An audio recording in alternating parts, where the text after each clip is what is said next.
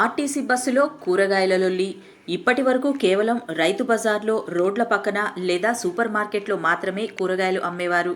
కానీ ఇప్పుడు అవేవీ చాలనట్టు కదులుతున్న ఆర్టీసీ బస్సులో బెండకాయల అంగడి మొదలుపెట్టేశారు. మహబూబ్ నగర్ నుండి పరిగి వచ్చే సమయంలో మహాలక్ష్మి అనే మహిళ బెండకాయలు అమ్ముతుంది. ఇక రాబోయే రోజుల్లో బస్సుల్లో, ట్రైనుల్లో కూడా కూరగాయల అంగళ్ళు మొదలు పెట్టేస్తారేమో.